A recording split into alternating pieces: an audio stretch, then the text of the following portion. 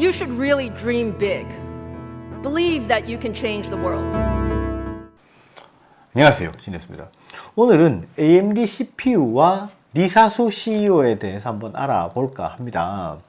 이게 이제 그 AMD CPU 하면은 지금 10대 후반, 20대 초반 분들 같은 경우에는 이제 뭐 원래 그래픽 카드 라데온 만드는 회사 아니에요? 아니면은 뭐 CPU는 라이젠부터 처음 만들었잖아요. 이렇게 알고 계시는 분도 있더라고요. 근데 아니거든요. 이제 굉장히 오래된 회사고 리사수가 원래부터 이제 AMD 출신이었던 거 아니냐 이렇게 알고 계신 분도 있는데 또 아니거든요. 그러니까 이게 알아보면 재밌는 요소들이 이제 중간중간에 꽤 있습니다. 이제 우리가 알고 있는 회사 이름도 나오고 그 다음에 우리가 또 이제 많이 게임을 하시는 분들이 좋아하는 그런 기기들이 또 등장을 하니까 재미있게 한번 보실 수 있을 것 같습니다.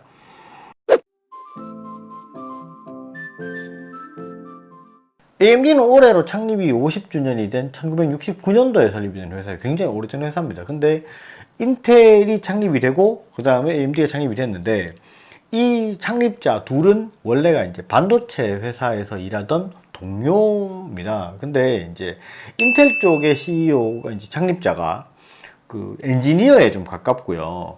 그 AMD의 그 창립자는 엔지니어보다는 약간 마케터에 가까웠던 모양이에요. 그래서 이제 인텔이 기술적으로 좀 앞서 나가고 AMD가 항상 그 뒤를 따라가는 형국이었습니다. 근데 그러면 AMD가 한 번도 인텔을 이긴 적이 없느냐?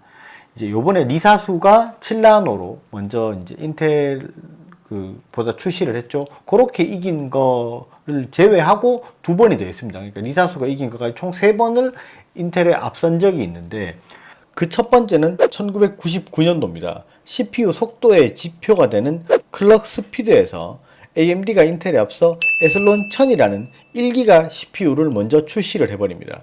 뒤이어 인텔은 펜티엄 3 1기가 제품을 출시를 했지만 자존심이 많이 구겨져 버린 상황이었죠. 그 이후 또 한 번의 기념비적인 사건이 있습니다. 2003년 AMD가 인텔보다 먼저 64비트 CPU를 출시해 버립니다. 인텔도 이후에 경쟁 상품을 출시하지만 시장의 반응은 그리 좋지는 못했습니다. 그리고 2004년 듀얼코어 프로세서인 에슬론 64X2를 상용화해서 인텔을 크게 한 방 먹여버립니다. 그렇게 해서 이제 인텔을 두 번을 이겼죠. 1기가에서 한 번 이기고 64비트에서 한 번 이겼습니다. 그때까지만 해도 AMD가 굉장히 잘 나갔어요. 인텔과 거의 뭐 어깨를 나란히 하고 엎치락 뒤치락 하면서 시장을 막 좌지우지하던 그런 때였습니다. 그때는 진짜 막 둘이 너무 경쟁을 하니까 기술 개발이 많이 될 때였어요. 근데 AMD가 이렇게 넘어가는 거에는 참 여러 가지가 있었는데 그때 한참 잘 나가던 때 뭐 AMD 같은 경우도 이제 밀려드는 주문을 뭐 이제 소화를 해야 되니까 반도체 설비에 대한 투자도 하고 공장도 많이 늘리고 이런 시기였습니다. 그때 잘못된 선택을 딱 두 가지를 하게 되는데 첫 번째가 클럭 스피드 쪽보다는 멀티코어에 먼저 신경을 씁니다. 그래서 헥사코어랑 뭐 옥타코어 이렇게 코어 수가 많은 CPU들을 개발을 하게 되죠. 근데 실제로 이게 이제 그때 당시만 해도 이런 멀티코어를 인식해주는 프로그램들이 별로 없었거든요. 그러니까 시장에서 좀 밀리게 됩니다. 인텔 쪽은 클럭 수가 앞서가고 AMD 같은 경우에는 멀티코어가 또 이제 앞서가는 그런 형국이었는데 실제로 시장에서 외면을 받아버리죠. 그러면서 이제 설립해놨던 만들어놨던 공장들이 이제 놀고 있는 그런 상황이 되니까 이거 어떻게든 구동을 해야 되기 때문에 APU라는 것을 개발을 합니다. 이제 CPU 플러스 GPU 요 형태로 해서 APU라는 거를 이제 만들게 되죠.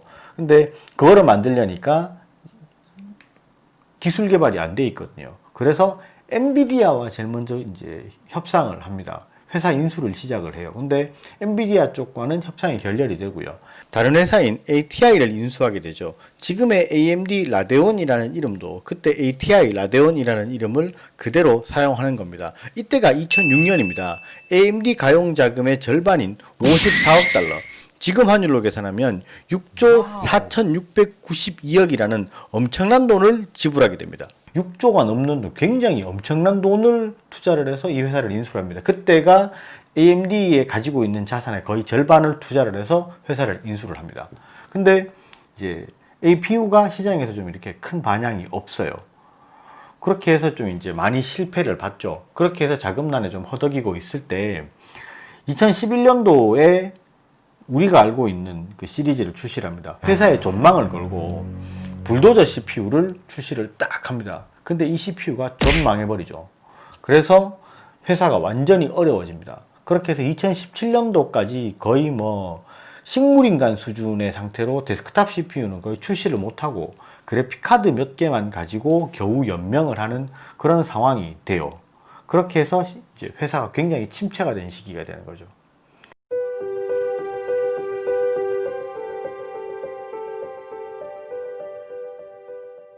그러면 이제 우리의 리사수는 그때까지 뭐라고 있었느냐. 리사수는 우리가 이제 MIT 공대라고 부르는 매사추세츠 공과대학의 박사과정을 밟아서 1995년도에 졸업을 합니다.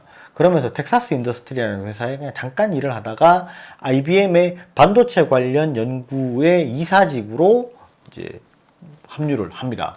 그때부터 2007년도까지 일을 하게 되는데요. 정말 많은 연구와 업적을 남겼고 정말 많은 성과를 남겼었어요. 근데 이제 거기에서 이제 추후에 AMD의 수장에 오를 수 있는 두 가지 중요한 사건이 일어납니다.